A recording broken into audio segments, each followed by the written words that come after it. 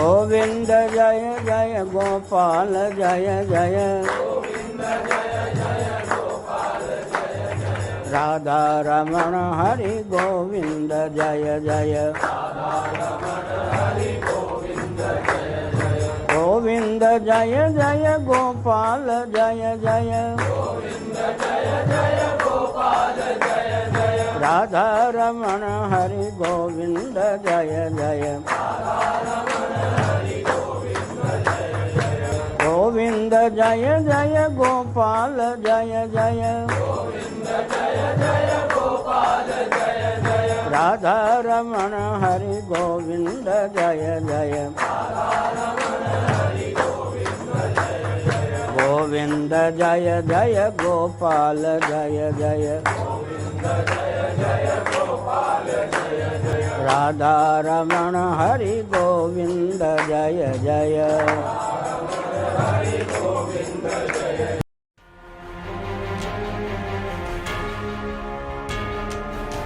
हमने किसी को कह दिया कि अगर गीता जी पढ़नी तो श्री स्वामी राम सुखदास जी महाराज की टीका पढ़ो। वो क्यों?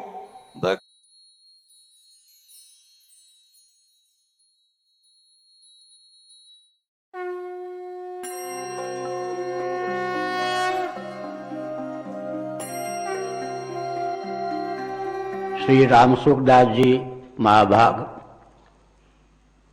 ने हमको सन 1972 में, उसी वर्ष हम यहाँ आए थे, बम्बई और कलकत्ता बुलाया, 2 महीने साथ रखा। वो भगवद गीता पर हिंदी में टीका लिखना चाहते थे, 12वां अध्याय पर टीका लिख भी चुके थे। मुझसे परामर्श लेने के लिए, बात सच्ची है, उसमें नमक मिर्च तो हम लगाते भी नहीं, 2 महीने तक हमको साथ रखा और 2 3 घंटे तक समीक्षा होती थी। उसके बाद उन्होंने साधक संजीवनी लिखवाया। वो लिखते नहीं थे क्योंकि वाक शक्ति उनकी बहुत उत्तम थी, तीव्र थी, लेखनी दुर्बल थी।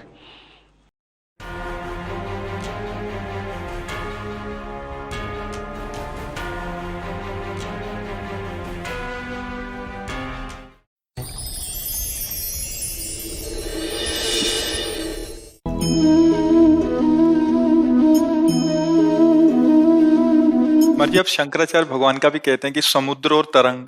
हाँ, उसका एक बात ये समझना है कि बूंद जब तक अलग रहेगी तो बूंद है, और जब समुद्र में गिर गई तो क्या हुआ? समुद्र हो गया ना। जब तक आप अलग अपने शरीर को अलग मान रहे हैं शरीर भाव से, तब तक आप तो जीव ही हैं, और जहां शरीर भाव छूटा तो आप शिव ही हैं, पक्का, इसमें कोई अंतर नहीं। जब तक वायु विकार है तभी तक तो तरंग है। वायु विकार हट गया तो क्या हुआ? समुद्र हुआ ना, शांत समुद्र है ना। तो विकार होने के कारण ही तो जीव है, तो ये जीव तरंग है ईश्वर की। ईश्वर समुद्र है और जीव तरंग है।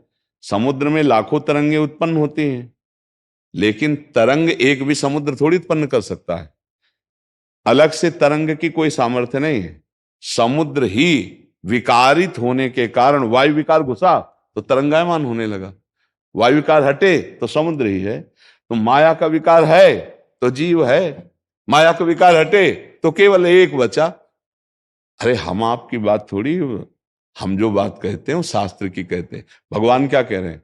मत्ता परतरम नान्यत किंचिदस्ति धनंजय, मेरे सिवा किंचन मात्र नहीं। तो हम तुम्हारी बात कैसे माने? तुम भी जो बात कर रहे हो वही हो, लेकिन तुम जान नहीं पा रहे। भगवान कह रहे हैं मेरे सिवा कोई नहीं है, तो हम कैसे माने? आप मनुष्य से भगवत स्वरूप में स्थित हो, फिर देखो क्या बात आती है। वही आप गलत जगह हो, आप इस शरीर में हो, इसलिए आप नहीं वो बात समझ पा रहे। वेद कहता है ईशावास्यमिदं सर्वम यत् किंचे जगत्याम जगत, जो भी किंचन मात्र है वो ईश्वर है। ईश्वर के सिवा किंचन मात्र कुछ नहीं है। सर्वम खलमिदं ब्रह्म ने नानास्ति किंचन। अब जब समझ ही नहीं है तो आप देह भाव से विचरण करें कि मैं तो पुरुष हूं, मैं स्त्री हूं, मैं जो भी, तो आप परमात्मा थोड़ी हो गए। आप छोड़ो सब बातें, फिर जो बचाओ क्या? सब छोड़ो, कोई उपाधि मत लगाओ, तो जो बचा हुआ मैं है ना, वही मैं भगवान है। गीता में पढ़ो, चाहे भागवत में पढ़ो, चाहे शास्त्रों में पढ़ो, शुद्ध मैं उपाधि रहित ब्रह्म है।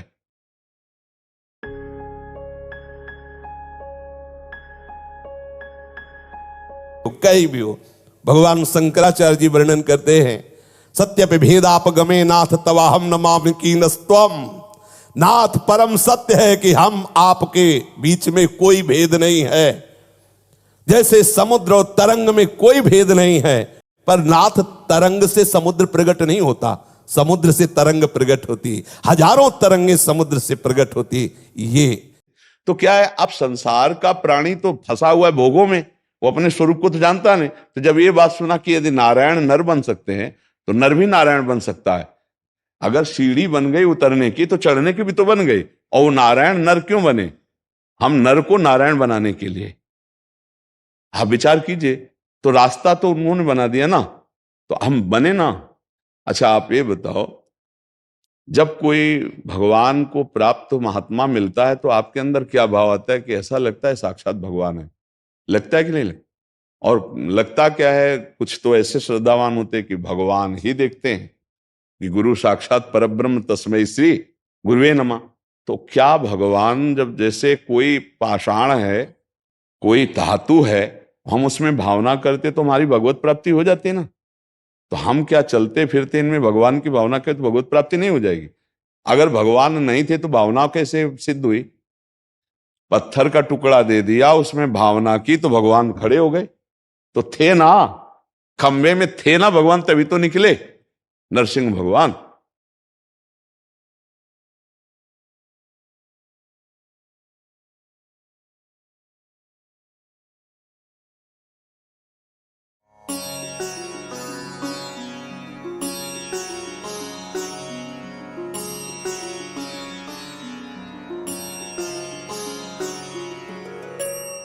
जिस समय किसी व्यक्ति को रस्सी में सर्प की भ्रांति होती है, उस समय भी रज्जु तत्व का अभाव नहीं होता है। रज्जुनिष्ठ सत्यता और इदमता का योग हुए बिना सर्प की प्रतीति हो सकती नहीं। नामी रस्सी की विद्यमानता होने पर भी सर्प की भ्रांति निवृत्त हो सकती नहीं। जब कोई आप्त पुरुष कहते हैं नायम सर्पः रज्जुरियम, अरे बावले यह सर्प नहीं, यह तो रस्सी है, तब व्यक्ति के हृदय में जो मोह होता है वह निवृत्त हो जाता है और रस्सी निरावरण हो जाती है। यह जगत यद्यपि भ्रांति से ही प्रतीत होता है, फिर भी जब तक भगवत तत्व का बोध नहीं होता तब तक जगत की वास्तविकता का पता नहीं चलता। यहाँ का एक प्रसिद्ध संप्रदाय है श्री राधा वल्लभ संप्रदाय। उसके अनुसार हम विचार करें तो आनंद सिंधु में भव सिंधु की कल्पना हो रही है, और शंकर वेदांत के अनुसार विचार करें तो आनंद सिंधु में भव सिंधु की भ्रांति हो रही है। दोनों रीति से यही निष्कर्ष निकलता है, यह जगत अखंड आनंद स्वरूप ही है, इसमें अनात्म वस्तुओं का तनिक भी अस्तित्व नहीं है। कर्नल संजय कुमार सिंह जी, राधे राधे महाराज जी, आपके चरणों में कोटि कोटि प्रणाम। महाराज जी, ब्रह्मांड की उत्पत्ति में और मनुष्य के जन्म और वापस ईश्वर में विलय का उद्देश्य क्या है? खेल। सहज शब्द में खेल, शास्त्रीय शब्द में इच्छा। एकोहम बहुश्यामा। देखो, वही आदमी जब हम फिल्म में देखते हैं बहुत सही रोल, और उसी आदमी को देखते हैं जब निगेटिव रोल में खलनायक के रूप में, तो हमारे अंदर उसके प्रति प्रियता होती है, अश्रद्धा नहीं होती। जब वो कभी पर्सनल रूप में आएगा तो आप कहो, वो आदर करेंगे कि यार अभिनय बहुत जोर का करते हो आप। ऐसे अभिनय करने वाले जो कभी बूंद शराब नहीं पीते और पूरा शराब पीने का अभिनय करके लड़खड़ाते हुए, और जब वो रोल आपको पता चलेगा कि ये रोल वो आदमी कर रहा है जो पीता भी नहीं है, तो आपका कैसा? तो आप ये समझो निर्विकार परमात्मा रोल कर रहा है विकार का। सतोगुणी, रजोगुणी, तमोगुणी, जड़ चैतन्य का। अब इतना ज्ञान अगर हो जाए तो तुम ना किसी से दुखी होगे ना सुखी होगे। के भगवान का गोपाल शास्त्र नाम में एक नाम है जगन नाटक वैभवा। वो नाटक मंच बन गया, वो नाटक बन गया वही विविध रूप धर के अपने आप से अपने आप में खेल रहा, वही दृष्टा बन गया और वही दृश्य बन गया और वही देखने की क्रिया बन गया।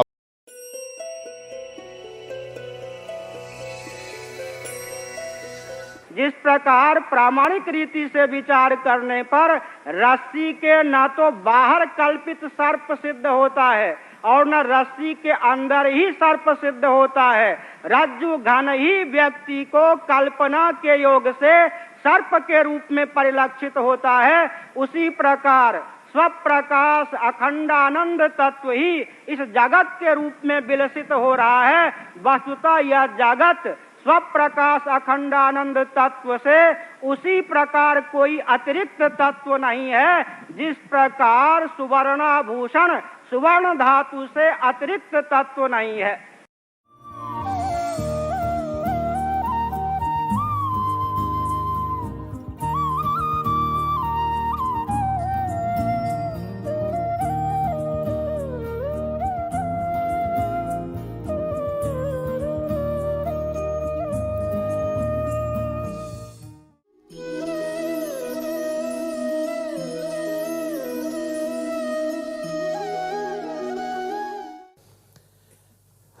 द्वैत से अद्वैत में, अद्वैत से द्वैत, यह है महारस की बात। नानात्व से समिटो एक, और एक से फिर आओ खेल में, सच्चिदानंद खेल में। बीच में बहुत सकरी गली है, प्रेम गलियत साकरी तामे दो न समाए। पहले समिटो, समिटे सुवासिक फैले सो जमाना। प्रेम गली से होकर जब आगे निकले तो अनंत यूथ के यूथ सहचरिया फिर आ गए अनंत में। अब ये नालात तो नहीं है, अब एक ही रस का, उसी रस के तुम भी स्वरूप हो करके आनंद में प्रियालाल के नित्य रस में डूबा हुआ। ये स्थिति से समझ में आएगा, केवल न प्रवचन करने से न प्रवचन सुनने से। भूमिका में होगे तो आपको अमृत में वचन लगेंगे। हरि बाबा कह रहे, द्वैतम मोहाय बोधात प्राक प्राप्ते बोधे मनीषया भक्त्यर्थम कल्पितम द्वैत मद्वैतादपि सुंदरम। आहा, जब कोई उपासक इस अद्वैत का बाध करके बोध प्राप्त करता, फिर द्वैत भक्ति की भावना करता है, तो बोले वो मद्वैतादपि सुंदरम, वो अद्वैत स्थिति से भी महासुंदर स्थिति जागृत होती है। ऐसे ही भक्त व्यवहार में स्वामी सेवक रूपी घूंघट रखता है और एकांत में वो अनावरण रहता है। ये बड़ी नाचने की स्थिति का विषय है। अब जब तक आप उस स्थिति में नहीं, तब तक उसको समझेंगे नहीं।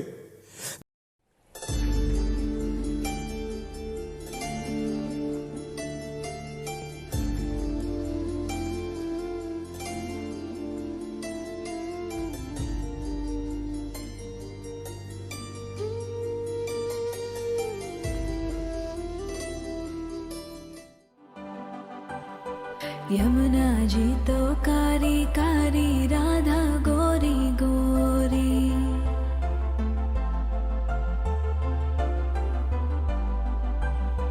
यमुना जी तो कारी कारी, राधा गोरी गोरी।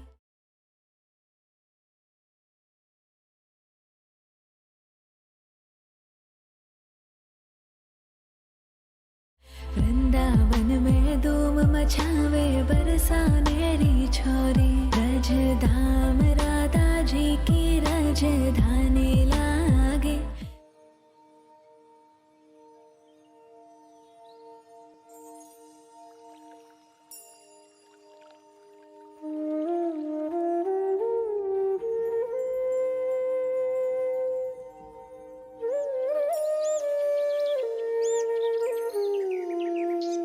ये धर्म सबसे श्रेष्ठ महाप्रेम रस स्वरूप है, और वेदों का भी त्याग करने पर जिस अनुराग का अनुभव होता है, उस अनुराग का सार अनुराग वृंदावन का नित्य विहार। इसीलिए स्वामी जी महाराज की उपासना में तटिया स्थान में आप देख लीजिए, ना कोई ग्रह, ना कोई नक्षत्र, ना कोई व्रत, ना कोई उपवास, एक ही बात है, आठों पैर कुंज बिहारी श्री हरिदास, श्यामा श्याम को लाड़। इधर ग्रहण पड़ रहा होता, तटिया स्थान में पंगति लग रही होती है, धज्जिया उड़ा दी हर विधान की, प्यारी जी और प्यारी जी के प्रेम में हनुमत। ये वृंदावन नित्य विहार रस है, ये कोई सनातन धर्म की उपासना नहीं है, ये महाप्रेम रस की उपासना।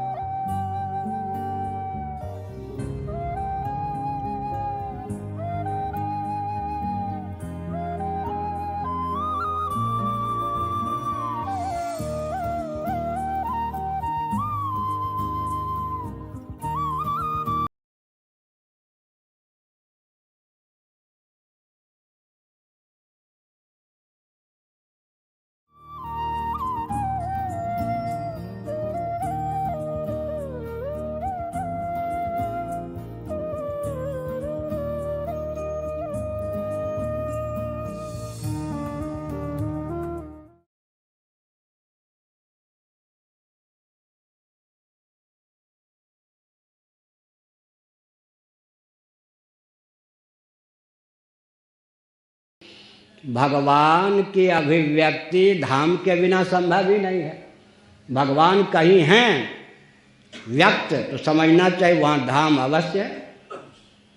दिवस कहाँ है? जहाँ भानु प्रकाश हो। जिस दिशा में सूर्य का उदय दिखाई पड़े उसको पूर्व मानने के लिए बाध्य हैं। ये व्यापी वैकुंठ की धारणा है। और एक है धाम निष्ठा विचित्र। विपिन राज सीमा के बाहर हरिहु को निहार, वृंदावन वाले कहते। विपिन राज माने वृंदावन धाम, श्री वृंदावन धाम। विपिन राज सीमा के बाहर हरिहु को निहार, एक धाम निष्ठा ये है।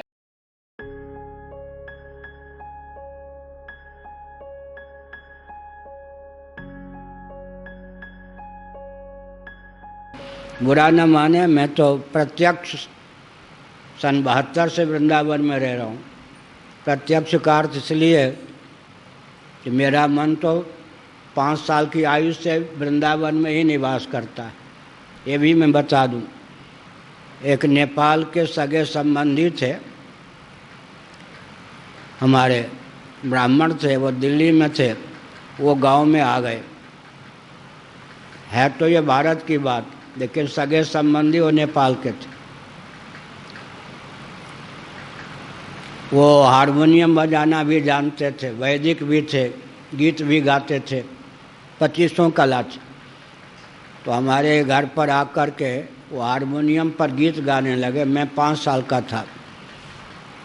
एक पंक्ति याद है, बस एक बार वृंदावन के कुंज गलिन में बंसी मधुर बजा दो श्याम। 5 साल की अवस्था में जो मैंने वो सुना, आगे की पंक्तियाँ बिल्कुल याद नहीं।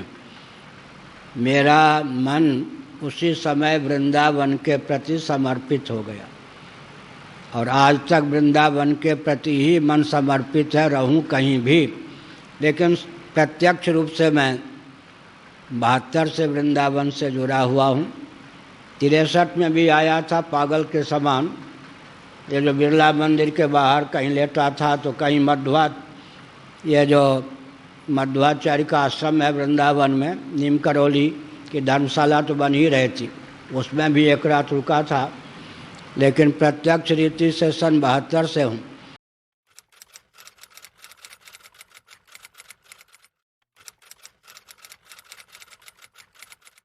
सबका स्वरूप भगवत स्वरूप है। ईश्वर अंश जो कहा जाता है भक्ति में, ईश्वर अंश जीव अविनाशी चेतन अमल सहज सुखराशि, वो रस के आस्वादन के लिए है। नहीं, पूर्ण का अवशेष पूर्ण ही होता है। वेद जो कहता है पूर्णमदः पूर्णमिदं पूर्णात् पूर्णमुदच्यते पूर्णस्य पूर्णमादाय पूर्णमेवा वशिष्यते। तो जो शेष बचा वो क्या? पूर्ण।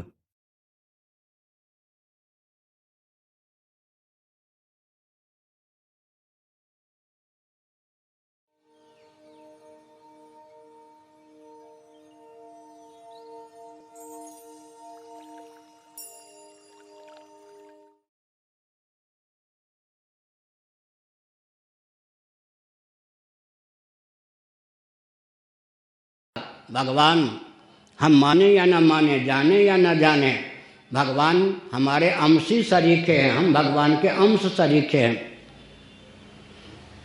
अंशी शरीके क्यों हैं? ममई वांशो जीवलोके जीवभूत सनातनः। गोस्वामी तुलसीदास जी ने अनुवाद किया, ईश्वर अंश जीव अविनाशी चेतन अमल सहज सुख राशि।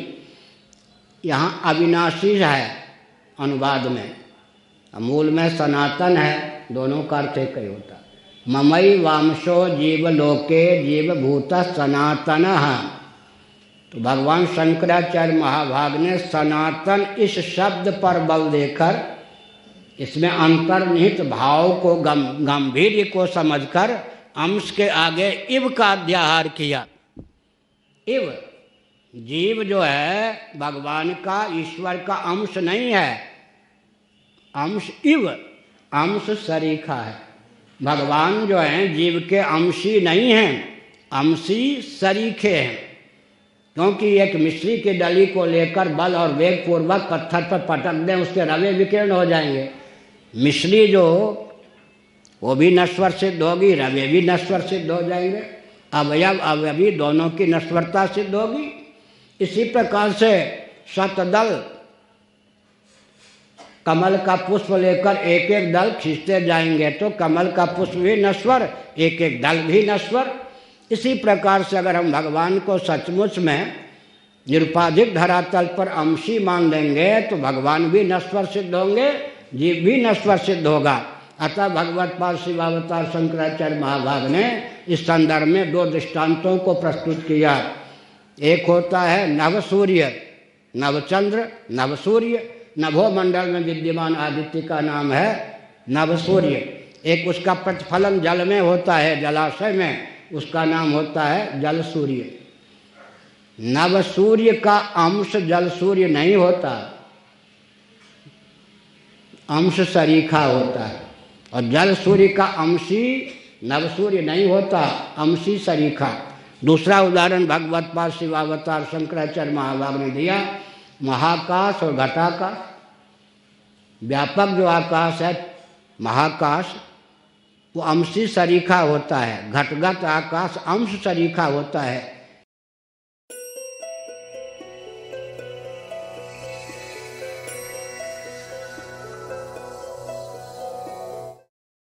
इसी प्रकार से जीव जो हम हैं वो भगवान के अंश सरीखे हैं और भगवान जो है अंशी सरीखे हैं।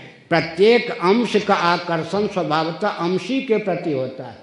न्यूटन का सिद्धांत रहने दीजिए, हमारा सिद्धांत प्राचीन है, सनातन सिद्धांत। सिद्धांत तो एक है लेकिन हमारी अनुकृति वह है। वैशेषिक आदि दर्शनों का अनुशीलन करें तो हमारे यहाँ पहले से यह तथ्य है, कोई भी पार्थिव वस्तु नीचे गिरती है या पुष्प इत्यादि को बल वेग पूर्वक पकड़कर ऊपर उछालते हैं, बल और वेग के निरस्त होने पर वह पृथ्वी की ओर आकृष्ट होता है। पुष्प पाषाण का टुकड़ा, क्योंकि वह अंश है, प्रत्येक अंश स्वभावतः अपने अंशी की ओर समाकृष्ट होता है। जल की धारा 110वीं मंजिल तक पहुंचा दें। अमेरिका में जिस भवन पर आतंकवादियों ने आघात किया था वो 110 मंजिल की अट्टालिका, हमारे सत्यमित्रानंद जी पहले वहाँ की यात्रा कर चुके थे, उस भवन में भी कभी रह चुके थे।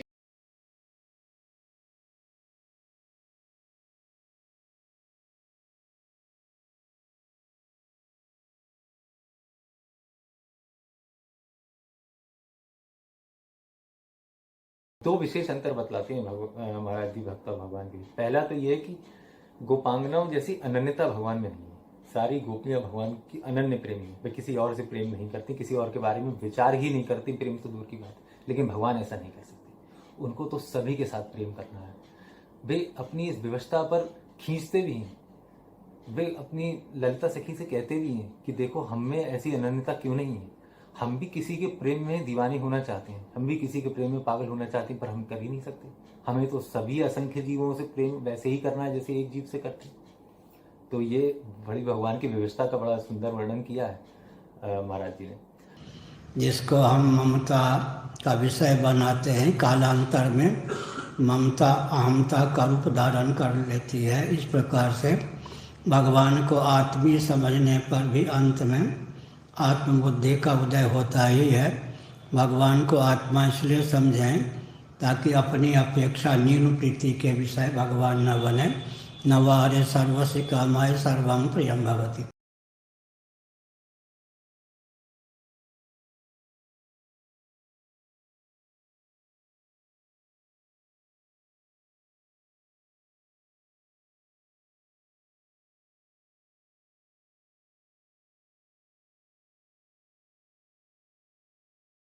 भाव को स्वीकार करने के कारण वो जीव कहा गया। नहीं है कौन वो? वही है, वही दूसरा नहीं है। जैसे 1000 घड़े रख दो, उनमें सूर्य का प्रतिबिंब पड़ रहा है, तो 1000 घड़े दिखाई दे रहे हैं, 1000 सूर्य दिखाई दे रहे हैं। घड़े 1000 हो सकते हैं, 1000 सूर्य नहीं हो सकते। अच्छा घड़े फोड़ डालो, सूर्य में कोई फर्क पड़ा? ऐसे ही आत्म तत्व, एक ही आत्म तत्व अनंत रूपों में भाग रहा है। ये घड़े हैं, एक ही परमात्मा है, दूसरा नहीं। एको ब्रह्म द्वितीयो नास्ति, दूसरा नहीं है। पर ये थोड़ा भजन करके ऊंचाई पर अध्यात्म में चले तब अनुभव में।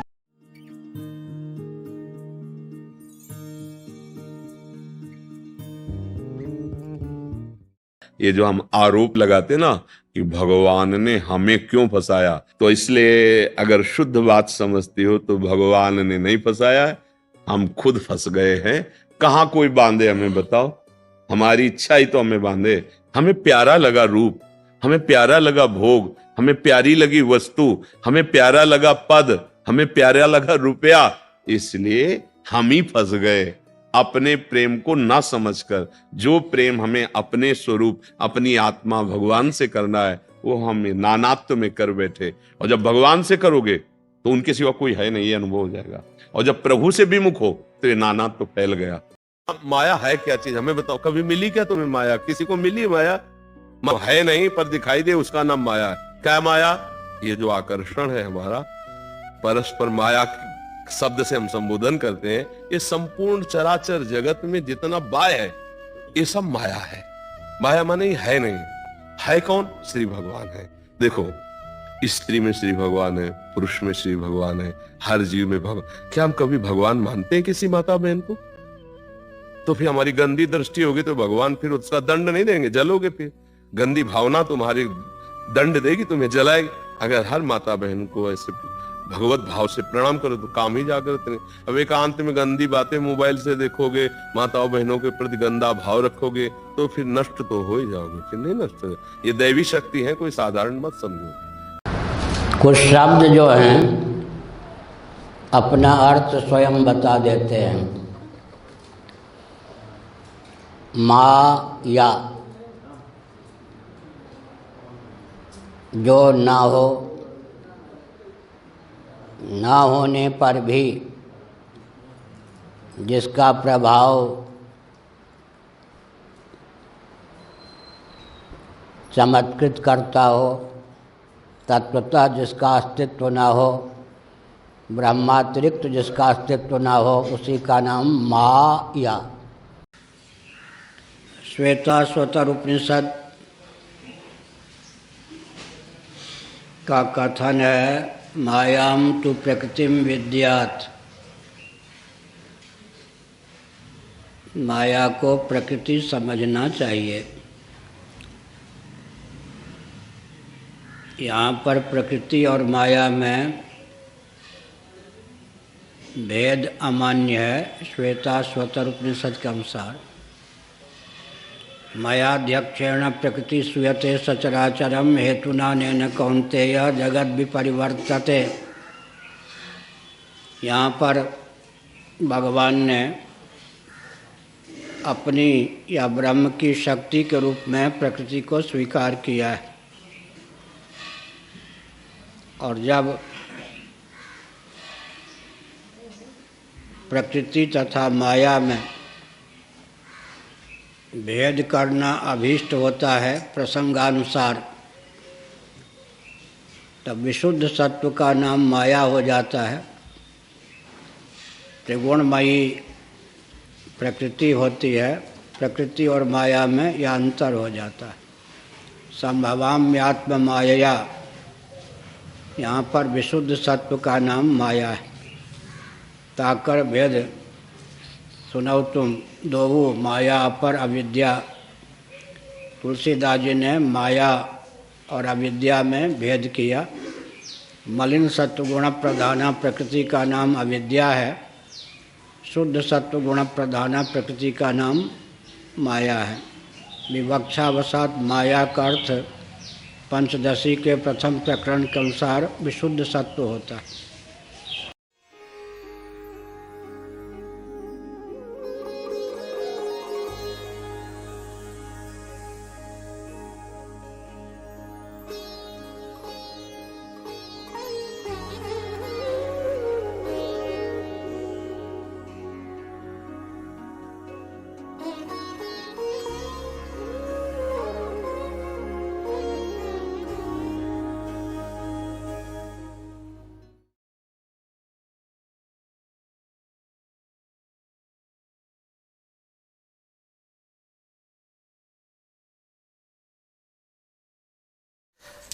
ये भगवान की भक्ति और माया दो पक्ष हैं, दोनों भगवान के। मम माया दुरत्या भगवान ने कहा, और भगवान की भक्ति, वो भगवान की प्रिया है, प्रेम लक्षण भक्ति दोनों भगवान की है। और हमारा स्वरूप भी भगवान का अंश, ममैवांशो। और इस खेल में छोड़ दिया, खेल है, एक क्रीड़ा है। ये संसार क्या है? भगवान की क्रीड़ा भूमि है। इस क्रीड़ा भूमि में दो पक्ष कर दिए, एक माया पक्ष, एक भक्ति पक्ष।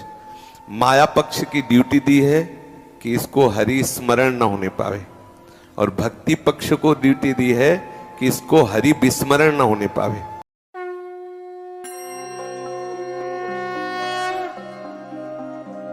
उपासना का अर्थ पहले ही आगे आएगा, बहुत बढ़िया। उपासना में और ब्रह्म में क्या अंतर है? देव माने आत्मा, परमात्मा, उसकी अपेक्षा माता तो न्यून है ना, लेकिन उत्कृष्ट का आरोप कर दिया श्रुति ने माता में। तो मातृदेवो भव, पितृदेवो भव, पिता में आरोप कर दिया देव का, पिता की देव बुद्धि से सेवा कर, आराधना कर। आचार्य में देव बुद्धि का आरोप कर दिया, आचार्य की देव बुद्धि से, भगवत बुद्धि से आराधना कर, उपासना कर, तो फल मिलेगा या नहीं। और फिर क्या किया? अतिथि में, अतिथि में देव बुद्धि कर दी, अतिथि देवो भव, इसी का नाम। और ब्रह्म में क्या होता है? ऑल ऑफ सडन, एकाएक अन्य में अन्य बुद्धि हो जाती है। वहाँ भेद का ज्ञान कहाँ रहता है? रस्सी अब में सर्प की बुद्धि हो गई ना, एकाएक अन्य में अन्य की बुद्धि हो जाए तो उसका नाम है भ्रम। बुद्धि पूर्वक आरोप हो एक में दूसरे का तो उसका नाम उपासना। इस रहस्य को न जानने का पर आजकल के वेदांत इतने पगले हो गए, संवादी भ्रम कहने लग गए उपासना को।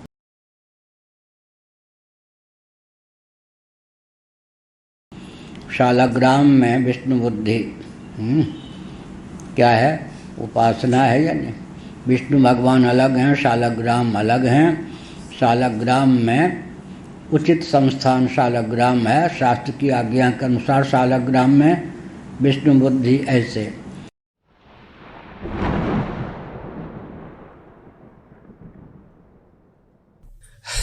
एक आए थे हमारे पास परिकर निराकार उपासक गंगा किनारे, बताया बुद्धि बहुत फॉरवर्ड थी, महादेव जी की कृपा से शब्द बोलो तो उसका बिल्कुल सार निकाल कर, ये कोई सिद्धि नहीं, तो फॉरवर्ड बुद्धि एकदम, शब्द निकला चढ़ बैठे उस पर।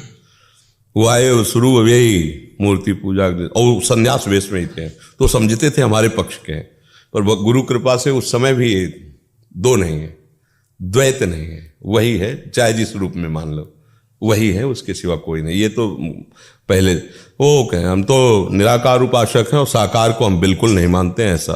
उनसे कहा गुरु कौन है आपका? उन्होंने नाम बताया, निराकार है कि साकार है? अब इसका उत्तर क्या होगा? क्योंकि वो हाथ पैर वाले हैं ना गुरु। शब्द किसने दिया? निराकार ने कि साकार ने? साकार ने दिया।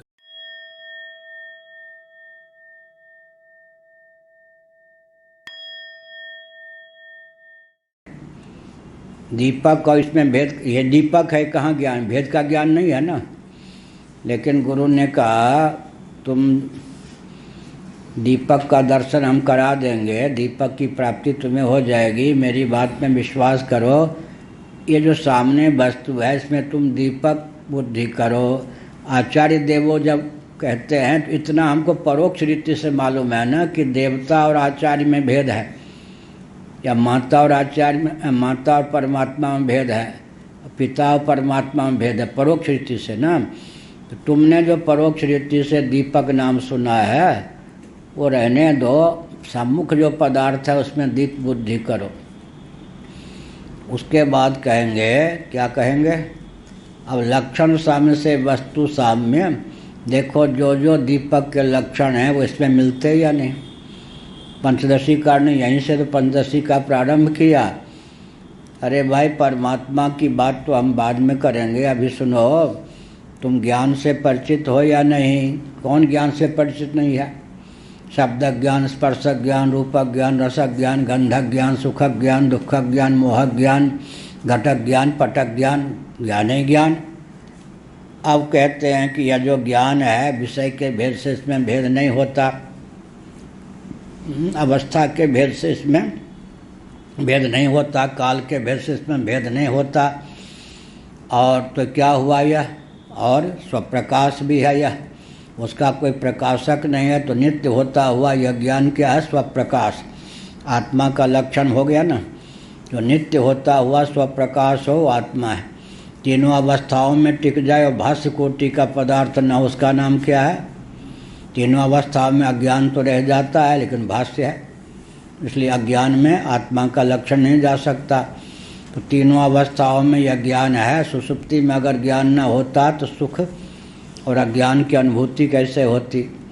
सुषुप्ति में ज्ञान है, तीनों अवस्था में है और भाष्य कोटि का पदार्थ नहीं है, तब बता क्या है? आत्मा है। आत्मा होने के कारण क्या है? सच्चित तो ही गया ना। नित्य होने के कारण सत, स्वप्रकाश होने के कारण चित, सच्चित होने के कारण क्या है? आत्मा है। आत्मा होने के कारण क्या है? परप्रेमास्पद है। यहाँ तक परप्रेमास्पद होने के कारण क्या है? आनंद है। सच्चित आनंद सिद्ध कर दिया। अब कहते हैं ग्रंथ खोलो, जो ब्रह्म का लक्षण हो इसमें आ गया है नहीं, इसलिए यह जो ज्ञान है ब्रह्म है। हो गया या नहीं?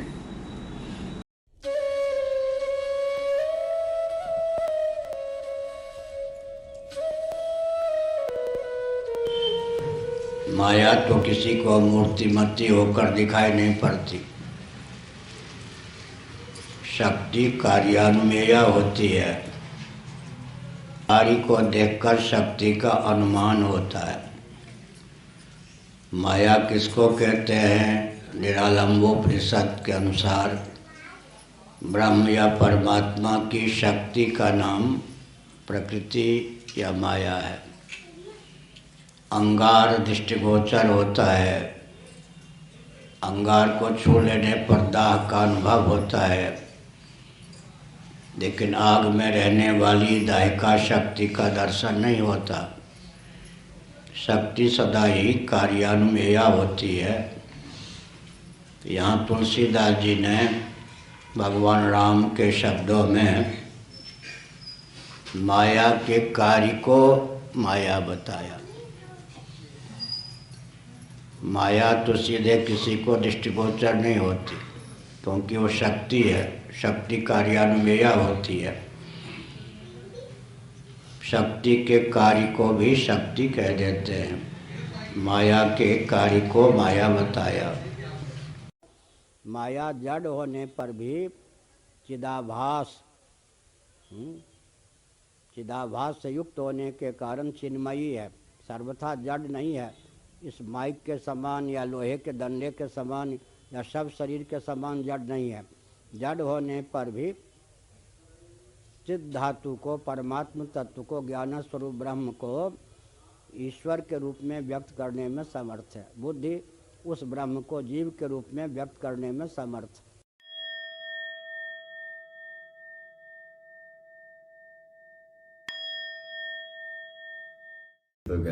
तो ये श्री कृष्ण कृपा से होगा। इस रस के और राधा किशोरी के चरणारविंद की तरफ बढ़ने के श्री लालजू ही प्रदान करने वाले आचार्य हैं, दूसरा नहीं, वही कृपा करते हैं। तो ठीक जगह लगे हो, कोई गलत नहीं है इसमें। और लाडलीजू में जब मन लग जाएगा तो लालजू में अत्यंत प्रेम हो जाएगा, क्योंकि लाडलीजू के अत्यंत प्राण प्यारे लालजू है ना।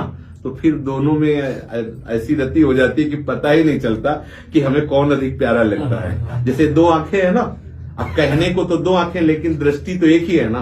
तो इनमें कौन सी प्यारी है, कौन सी इसमें कम है, ऐसा लगे। लाल मरकत मन छबीलो तुम जो कंचन गात, बनी सीत हरिवंश जोरी उभय गुणगन मान। जोरी उभय गुणगन मान, एक का लावण्य, एक का रूप, एक की आसक्ति, एक का अनुराग, ऐसे बढ़ता प्रेमी जन इसी में डूबे रहते हैं। वो तराजू में जैसे है ना, समान पड़ने में दोनों समान भाव से, पता नहीं चलता इसमें क्या है। तो दोनों में दोनों डूबे हुए एक में ही रहते हैं। कहने को ये दो तन है, एक ही रहते हैं, प्रेम में डूबे। तो श्री कृष्ण से प्रेम हो जाए कोई छोटी मोटी बात है? श्री कृष्ण से प्रेम हो जाए तब वो प्रेम मार्ग खुल जाए।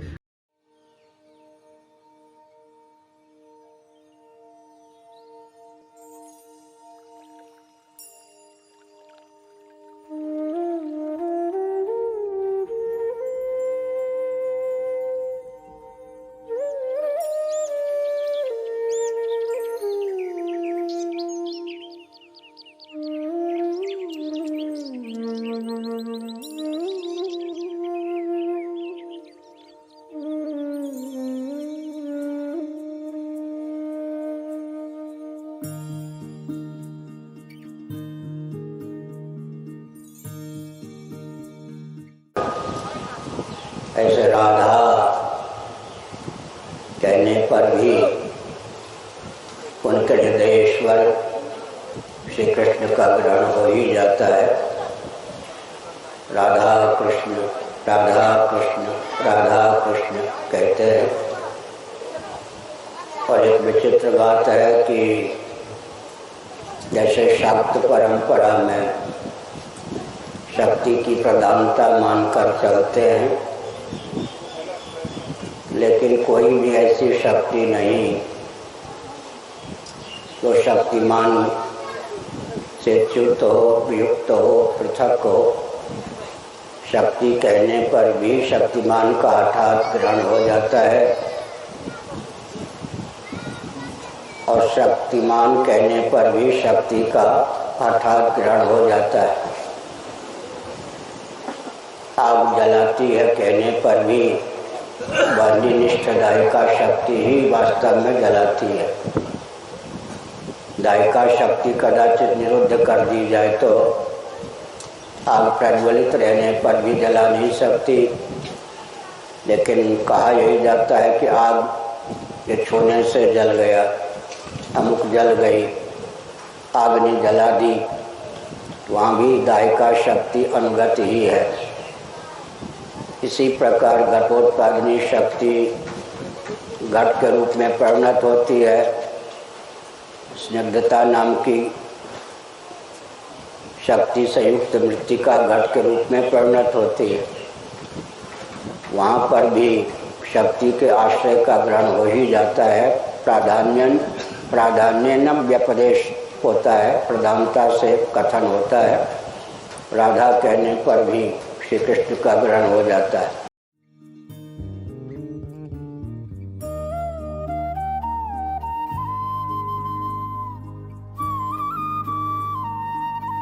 गुरु महाराज कहते हैं कि वृंदावन राधा विपिन विहार है। ये पूर्णानुराग रससार समुद्भूत सरोज है, जिसमें जो पीली केसर हैं वे राधा रानी की सखियां हैं। उन पीली केसरों में जो परागकण हैं वह श्री कृष्णचंद्र हैं। पराग में जो मकरंद हैं वह राधा रानी है। अर्थात श्री कृष्ण की आत्मा वृषभानुनंदिनी है। श्री कृष्ण परमानंद हैं। उनके अनंत माधुर्य का प्राकट्य किशोरी जी पर होता है। यानी कि जितना भी आनंद है, उस आनंद का जो महासागर है वह तो श्री कृष्ण है, परंतु उस महासागर का जो माधुर्य है, जो मिठास है, वह राधा रानी है। बहुत ही सुंदर वर्णन महाराज जी ने किया है कि श्री कृष्ण आनंद सिंधु है, जैसा कि मैंने बताया अभी, और उनका माधुर्य सार सर्वस्व जो है वह राधा रानी है। एक और बहुत महत्वपूर्ण बात रसिकों के लिए, महाराज जी कहते हैं कि श्री कृष्ण राधा रानी में ही रमते हैं, इसीलिए उन्हें आत्माराम कहा जाता है। आत्माराम क्यों कहा जाता है? क्योंकि राधा रानी ही उनकी आत्मा है। परमात्मा की भी जो आत्मा है वह राधा रानी है। बहुत ही अद्भुत, बहुत ही अलौकिक वर्णन है। यहाँ एक और सामंजस्य बैठाते हैं राधा और कृष्ण में महाराज जी, वह सत्ता और आनंद का है। जिस प्रकार सत्ता और आनंद एक दूसरे से अभिन्न है, इसी प्रकार राधा कृष्ण है। यानी आनंद तो है श्री कृष्ण, परमानंद, आनंद सिंधु, आनंद के आगार, और उस आनंद का जो प्रतिबिंब कि जिस सत्ता पर होता है वह परम सत्ता श्री राधा रानी है।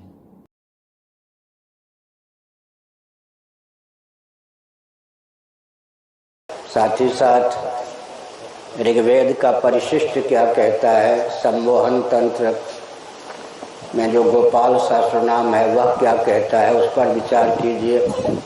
एकं ज्योतिरभुद्वेधा राधा माधव रूपकम, तस्मात् ज्योतिरभुद्वेधा राधा माधव रूपकम।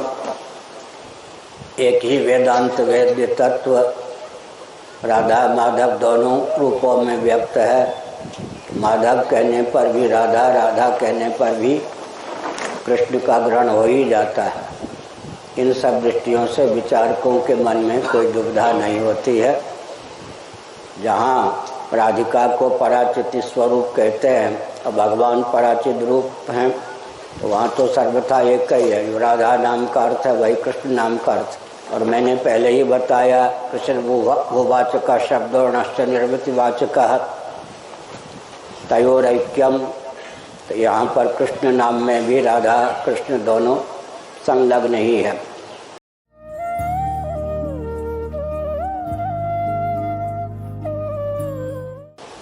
दोनों का संवेद स्वरूप कृष्ण है। सदानंद तत्व का नाम श्री कृष्ण होता है। उसमें सत प्रदान श्री कृष्ण को, आनंद प्रदान राधा रानी विश्वानंदिनी विविध निकुंजेश्वरी को मान लेते हैं। कृष्ण शब्द की निरुक्ति ये सिद्ध करती है कि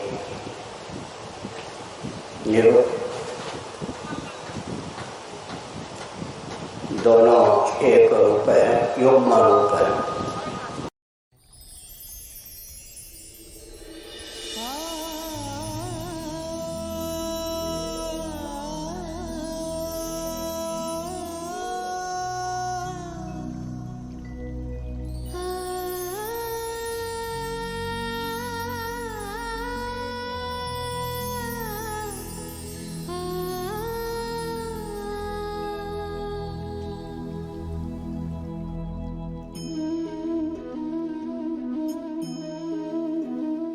आजकल में पूज्य गुरुदेव का ग्रंथ है भक्ति रसायनवा,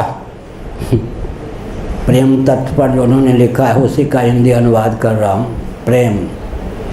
प्रेम का मूल स्रोत है आनंद। क्या? प्रेम का मौलिक स्वरूप है आनंद। सच्चिदानंद में जो आनंद है वही प्रेम का मौलिक स्वरूप है। प्रीति के आश्रय होते, विषय होते, व्यावहारिक धरातल प्रेम आश्रय विषय सापेक्ष होता है। निरुपाधिक धरातल प्रेम आत्मा ही है। जब आत्मा ही है तो उससे बढ़कर कोई चीज़ नहीं। व्यावहारिक धरातल पर प्रेम दो के योग से सिद्ध होता है, एक एक प्रेम का आश्रय, एक प्रेम का विषय। त्रिपुटी जो होती है वो अन्योन्य सापेक्ष होती है। त्रिपुटी के मूल में जो सामग्री होती है वो तत्व होती है। जैसे कि श्रीमद् भागवत के 12वें स्कंद के अनुसार तेज एक तत्व है, वही अद्भुत रूप होकर अध्यात्म नेत्र होकर अधिदेव सूर्य होकर उल्लसित होता है। प्रेम को आश्रय चाहिए, विषय चाहिए। आश्रय विषय निरपेक्ष जो तत्व है वो प्रेम का मूल है, प्रेम का मौलिक स्वरूप है, वही प्रेम से उत्कृष्ट है। आगे हमने तो कह दिया, समझने के लिए फिर कितना अध्ययन चाहिए। जो मैंने कहा ना उसको ठीक से समझने के लिए 4-4 घंटे रोज 50 वर्ष का अध्ययन कम से कम चाहिए। हम लोग एक एक वाक्य बोलते हैं गुरु गोविंद ग्रंथ की कृपा से, उसके रहस्य को समझने के लिए 3-3, 4-4 घंटा रोज 40-50 साल का परिश्रम चाहिए।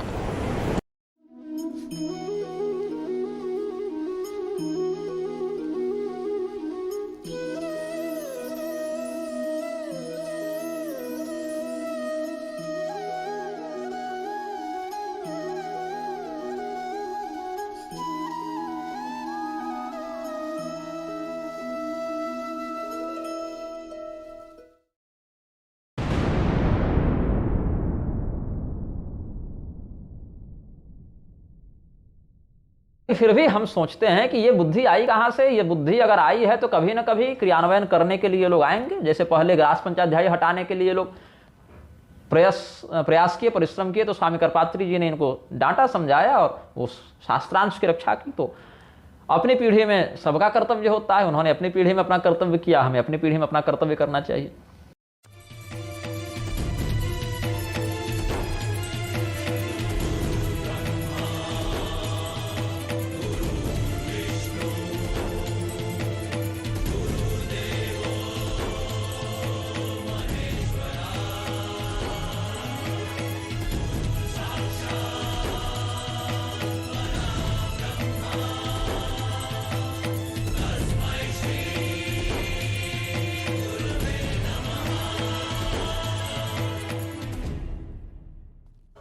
भागवत के महान विद्वान श्रीधर स्वामी जी ने जिनकी टीका की प्रशंसा भक्तमाल में श्री नाभादास जी महाराज ने,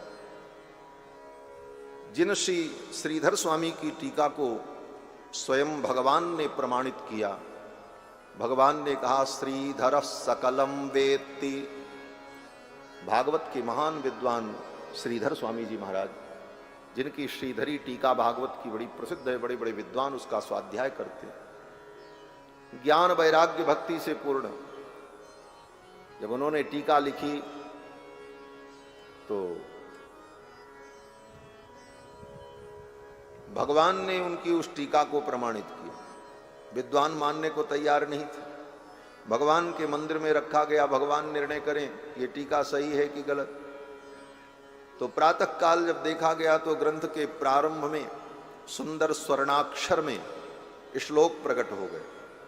क्या श्लोक प्रकट हुआ? बोले भगवान ने उस पर लिख दिया, अहम वेद्मि, भागवत के तत्व को मैं जानता हूं। भगवान तो सब जानते ही, भगवान तो सर्वज्ञ। फिर कहते हैं अहम वेद्मि शुको वेत्ति, और सुखदेव जी जानते हैं। व्यास जी जानते हैं कि नहीं जानते हैं इसमें संदेह है।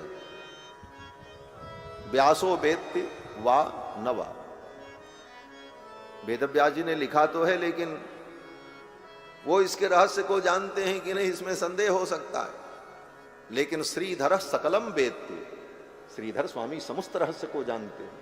क्यों जानते हैं, कैसे जानते हैं? बोले श्री नरसिंह प्रसादतः, भगवान नरसिंह की कृपा से। आपको सुनकर प्रसन्नता होगी कि श्रीमद् भागवत पर जो श्रीधरी भाष्य है, गोवर्धन मठपुरी पीठ के 116 में शंकराचार्य थे श्रीधर स्वामी, पीठ की ही देन है वो भाष्य। कालांतर में काशी में गोमठ में निवास करने लगे, लेकिन मूलतः गोवर्धन मठपुरी पीठ के 116 में शंकराचार्य श्रीधर स्वामी हुए हैं, जिन्होंने श्रीमद् भागवत पर भाष्य लिखा। हमने संकेत किया, गीता पर भी उनकी टीका है, लेकिन उतनी प्रसिद्धि टीका की नहीं हो पाई। भागवत पर जो टीका है बहुत उत्तम है। चैतन्य महाप्रभु ने कहा कि श्रीधर को जो नहीं मानता, स्वामी को जो नहीं मानता, पतिव्रता कैसी। इसका मतलब चैतन्य महाप्रभु बिल्कुल श्रीधरी टीका के पक्षधर थे। श्रीधर स्वामी चूँकि गोवर्धन मठपुरी पीठ के 116 में शंकराचार्य थे, इससे सिद्ध हुआ कि दार्शनिक धरातल पर श्रीधर स्वामी कानुगमन करने के कारण चैतन्य महाप्रभु शंकर सिद्धांत के प्रति ही आस्थान्वित थे। दशनामी सन्यासी होने की दृष्टि से भी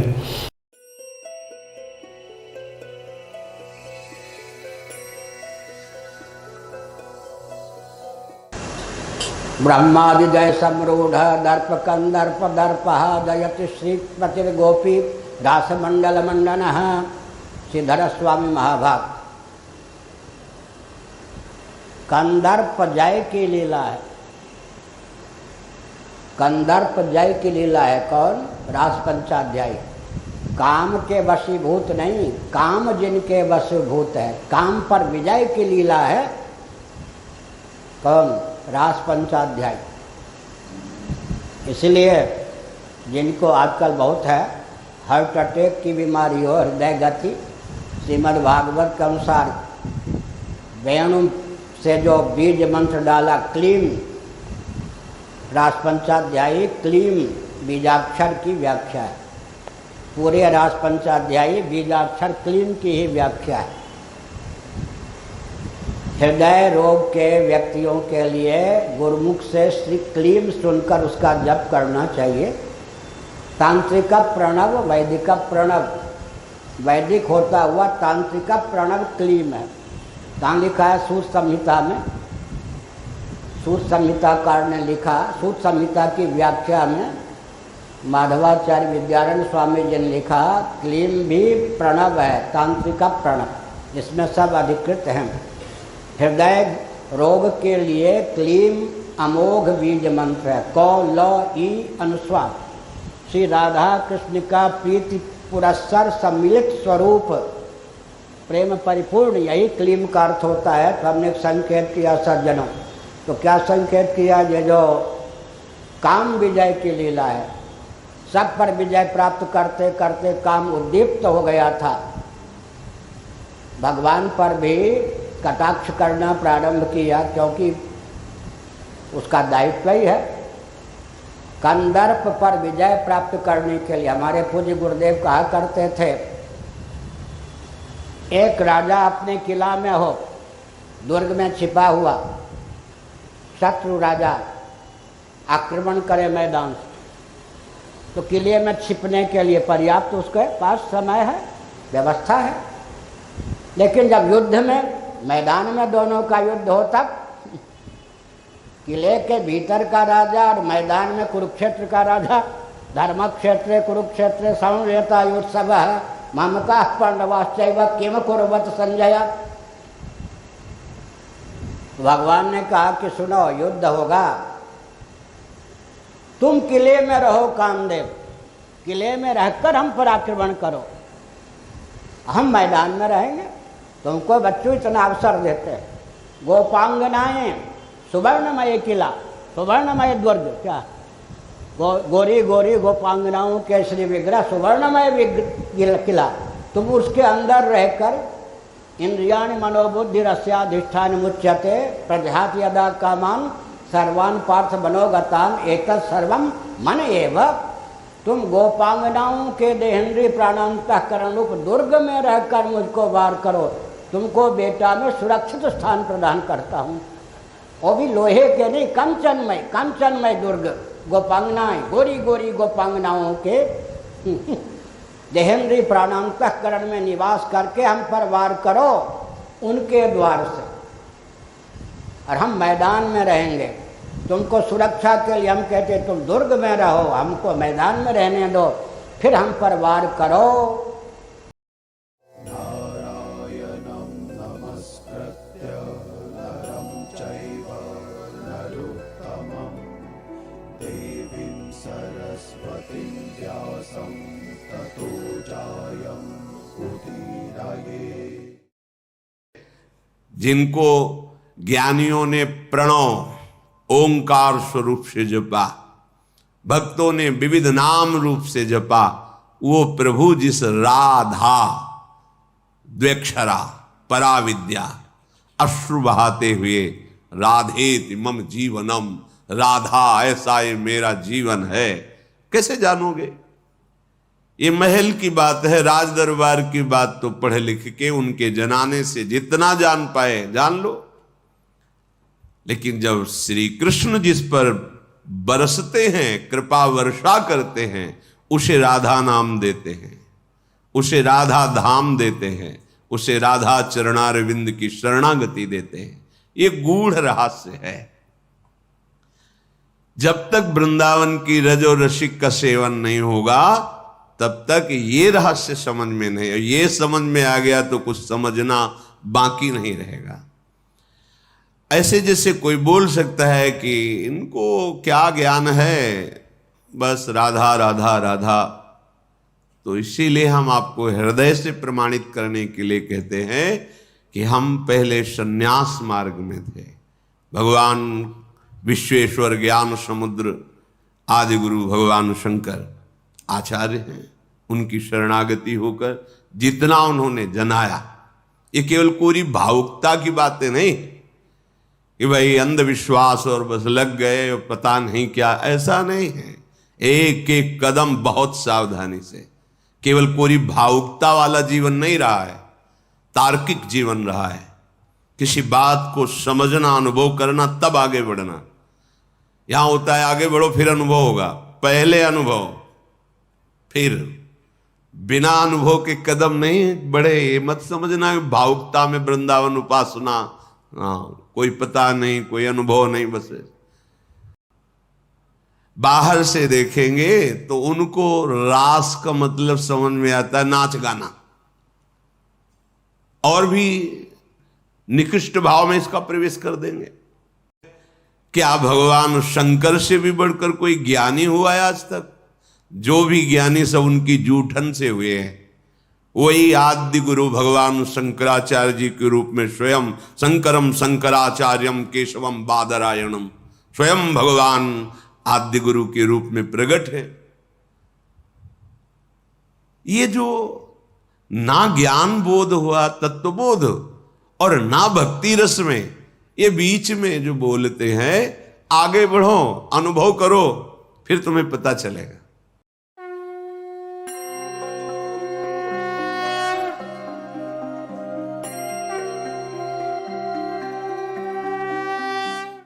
इंद्रियाणि मनोबुद्धिरस्याधिष्ठान मुच्यते प्रजाति यदा कामान सर्वान पार्थ मनोगतान एतत् सर्वम मन एव। तुम गोपांगनाओं के देहेंद्रिय प्राणांतःकरण रूप दुर्ग में रहकर मुझको वार करो, तुमको बेटा में सुरक्षित स्थान प्रदान करता हूँ। वो भी लोहे के नहीं, कंचनमय दुर्ग, गोपांगनाएं, गोरी गोरी गोपांगनाओं के देहेंद्रिय प्राणांतःकरण में निवास करके हम पर वार करो उनके द्वार से, और हम मैदान में रहेंगे। तुमको सुरक्षा के लिए हम कहते तुम दुर्ग में रहो, हमको मैदान में रहने दो, फिर हम पर वार करो। तो अब मैं विद्वानों के लिए लिख के बोलता नहीं, मैं विद्वानों के आह्लाद के लिए आज मैंने 2 घंटे परिश्रम किया। ये सब जो बोला ये नहीं, जो ये पर्चे लिख के आया हूँ, चोरी नहीं है। विद्वानों के आह्लाद के लिए हमने आज 2 घंटे परिश्रम किया। कामदेव के जो 5 बाण हैं, उन्हीं बाणों की व्याख्या रासपंचाध्यायी के 5 अध्याय में। कामदेव के 5 बाण हैं, कहीं कहीं 6, सामान्य रीति से कामदेव के 5 बाण हैं। एक एक हमने आज 2 घंटा लगाया। 5 अध्याय 29 से लेकर 33 तक 5 अध्याय रासपंचाध्यायी का पढ़ा, 3:30 से 5:30 तक। तो देखा कि एक एक अध्याय कामदेव के एक एक बाण पर विजय प्राप्त कर दी। द्रावण नामक एक बाण होता है कामदेव का। तंत्र शास्त्र को जानने वाले इस बात को जानते हैं। बाणन्यास, बाण न्यास, तंत्र शास्त्र ग्रंथ हम लिख रहे थे, उसका नाम है मंत्र तंत्र यंत्रादि परिशीलन। 500 पे लिखने के बाद फिर धारा गणित की ओर आ गई। 1200 लगभग पृष्ठों में वो तंत्र का ग्रंथ पूरा होगा। मंत्र तंत्र यंत्रादि परिशीलन, उसमें अभिनव गुप्त जी का जो 8 खंडों में है, लगभग 7 खंडों में तंत्रालोक और तंत्र सार 2 खंडों में, सबका सारांश भी दिया जाएगा भविष्य में। तो न्यास में भी बाणन न्यास होता है। द्रावण पहला अध्याय जो रासपंचाध्यायी का है, वो द्रावण नामक काम के बाण को विफल करने के लिए, उधर द्रवता का धान, द्रावण वेणु, वादन से द्रावण सुदबुद खो करके इधर भगी, व्याख्या का समय नहीं है। उधर द्रावण काम कर जाए गोपांगनाओं पर, भगवान पर द्रावण बाण काम न करे, इसलिए पहला अध्याय। रासपंचाध्यायी का जो दूसरा अध्याय है 30वां, संदीपन नामक जो काम का दूसरा बाण है, वो उन पर कारगर हो जाए गोपांगनाओं पर, श्री कृष्ण पर दो गोपांगनाओं के द्वार से कारगर ना हो, इसके लिए है। तीसरा बाण कामदेव का सम्मोहन, वहाँ कारगर हो जाए, श्री कृष्ण पर कारगर ना हो, इसलिए तीसरा बाण सम्मोहन परक तीसरा अध्याय है रासपंचाध्यायी का। संतापन कामदेव का चौथा बाण है, संतापन, उधर काम दे जाए इधर काम न करे, इसके लिए चौथा अध्याय है। 5वां अध्याय 5वां बाण जो है कामदेव का वशीकरण, उधर काम दे जाए इधर काम न कारगर न हो, इसके लिए वशीकरण। अब एक एक चरण भी मैं सुनाता हूँ। द्रावण चित्तम सुखेन भवता परिहितम गृहेषु, ये द्रावण का वर्णन है, श्रीमद् भागवत 10, 29, 34। संदीपन अतप्यस्तचरण चक्षाणाः, भागवत 10, 31, ये संदीपन का वर्णन है। गतिविदस्तमोद्गीत मोहिता, संबोहन, श्रीमद् भागवत 10, 31, 16। संतापन एका तदंघ्रि कमलम संतप्तास्तनयोरधात, यह जो 10, 32, 5 है, ये संतापन बाण का वर्णन है। और जहुर गुण विरहजम तापम 10, 32, 9, उसका परिशिष्ट 10, 33, 1, दोनों जगह यह वचन है। जहुर्विरहजम तापम, संतापन, तापन, और वशीकरण शिशेव आत्मन अवरुद्ध सौरता।